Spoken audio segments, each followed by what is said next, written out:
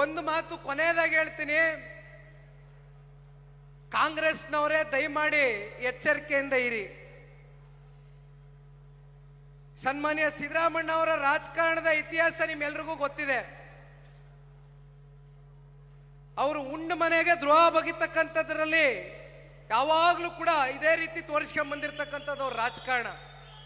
ನೀವೇನಾದ್ರೂ ಮುಖ್ಯಮಂತ್ರಿ ಕುರ್ಚಿನ ಏನಾದ್ರೂ ಒಂದು ಸ್ವಲ್ಪ ಅಳ್ಳಾಡ್ತಾ ಇದೆ ಅಂದ್ರೆ ನಿಮ್ನೆಲ್ಲರನ್ನೂ ಅಳ್ಳಾಡಿಸ್ಬಿಟ್ಟು ಮಲಗಿಸ್ಬಿಟ್ಟು ಹೊಂಟೋಯ್ತಾರೆ ಮಾನ್ಯ ಮುಖ್ಯಮಂತ್ರಿಗಳು. ಅವ್ರು ಯಾವ ತೀರ್ಮಾನ ಬೇಕಾದ್ರೂ ತಗೊಳ್ತಕ್ಕಂಥದಕ್ಕೆ ಯಾವ ಹಂತಕ್ಕೆ ಬೇಕಾದ್ರೂ ಹೋಗ್ತಾರೆ ಅಂತಕ್ಕಂಥದ್ದನ್ನ ನಾವೆಲ್ಲರೂ ನೋಡಿದ್ದೀವಿ.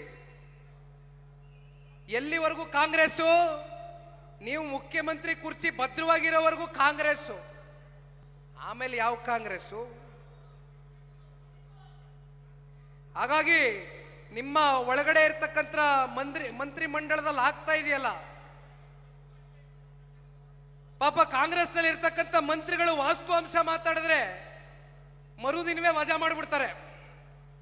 ವಾಸ್ತವಾಂಶ ಮಾತಾಡಂಗೇ ಇಲ್ಲ ಕಾಂಗ್ರೆಸ್ನಲ್ಲಿ.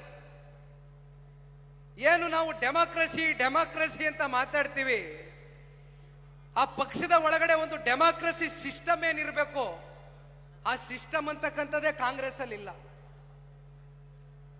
ಒಟ್ಟಾರೆಯಾಗಿ ಕೇಂದ್ರದ ನಾಯಕರ ವಿರುದ್ಧವಾಗಿ ಅನ್ನೋದಕ್ಕಿಂತ ಹೆಚ್ಚಾಗಿ ಇರ್ತಕ್ಕಂಥ ವಾಸ್ತವಾಂಶ ಮಾತನಾಡಿರ್ತಕ್ಕಂಥ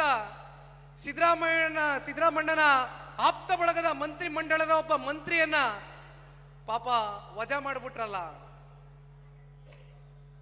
ಕನಿಷ್ಠ ಪಕ್ಷ ಅವ್ರಿಗೆ ಗೌರವಾನ್ವಿತವಾಗಿ ಅವ್ರನ್ನ ಕಳಿಸ್ಕೊಟ್ಟಿದ್ರೆ ಆಗಿರೋದಪ್ಪ. ಈ ರೀತಿ ನಿಮ್ಮ ಪಕ್ಷದಲ್ಲಿ ಏನೇನು ಆಗ್ತಾ ಇದೆ ಅಂತಕ್ಕಂಥದನ್ನ ದಯವಿಟ್ಟು ನೀವು ಗಮನದಲ್ಲಿಟ್ಕೊಳ್ಳಿ. ಜನತಾದಳ ಪಕ್ಷವನ್ನ ಕಟ್ಟಿ ಬೆಳೆಸ್ತಕ್ಕಂಥ ಸಾಮರ್ಥ್ಯ ನಮ್ಮ ಪಕ್ಷದ ಕಾರ್ಯಕರ್ತರಿಗಿದೆ. ಸನ್ಮಾನ್ಯ ದೇವೇಗೌಡರು ಸಾಹೇಬರ ಮಾರ್ಗದರ್ಶನದಲ್ಲಿ ಎಲ್ಲ ನಮ್ಮ ಹಿರಿಯ ಶಾಸಕ ಮಿತ್ರರು ಈಗಾಗಲೇ ಅವರು ಕೂಡ ಬಹಳ ಛಲದಿಂದ ವಿಧಾನ ಮಂಡಲದಲ್ಲಿರ್ಬೋದು, ಸದನದ ಹೊರಗಡೆ ಇರ್ಬೋದು, ಅವರ ಹೋರಾಟವನ್ನ ಮಾಡ್ತಾ ಇದ್ದಾರೆ.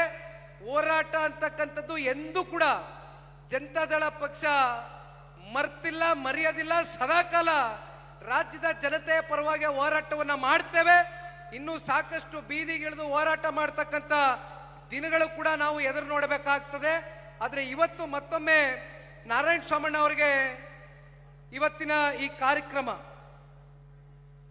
ನೋಡಿ, ಆ ಮಕ್ಕದಲ್ಲಿ ಆ ಕೈ ಹಿಂಗೆ ಇಟ್ಕೊಂಡಿದ್ದು, ಆ ಕೈ ಇಳಿಲೇ ಇಲ್ಲ, ಈಗ ಇಳಿಸೋರು ಅಷ್ಟೇ. ಆ ವ್ಯಾನ್ನಲ್ಲಿ ಹಿಂಗೆ ಇಟ್ಕೊಂಡಿದ್ದು ಹಂಗೆ ಇದ್ರು.